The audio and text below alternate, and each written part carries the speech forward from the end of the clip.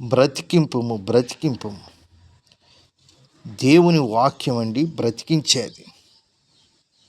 దేవుని యొక్క వాక్యములో వాక్యాన్ని గురించి అనేక విషయాలు 119వ కీర్తనలో మనం చూడగలుగుతాం.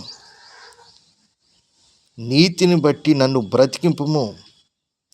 ఒకటి, నీతిని బట్టి బ్రతికించామని భక్తుడు కోరుకుంటున్నాడు. రెండవది, నీ కృప చేత నన్ను బ్రతికింపుము, నీ వాక్యము చేత నన్ను బ్రతికింపుము, నీవిచ్చిన మాట చొప్పున నన్ను బ్రతికింపుము. యెహోవా, నీ నామమును బట్టి నన్ను బ్రతికింపుము.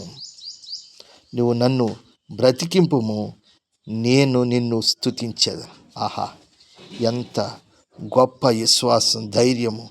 దేవుని వాక్యము నెమ్మది, నిమ్మలము, నిబ్బరము, సుఖాన్ని, సేదను తీర్చేదండి. ఆయన యొక్క వాక్యాన్ని మనం చదువుతూ ఉంటే మనలో ఉన్న భారము, బరువు దిగిపోతుంది. సమాధానాన్ని, గొప్ప ఆదరణను మనం పొందుకోగలుగుతాం. అనుదినం వాక్య ధ్యానం చేస్తూ, ప్రార్థన చేస్తూ, సహవాసంలో ఉంటే దేవుని యొక్క ఆశీర్వాదం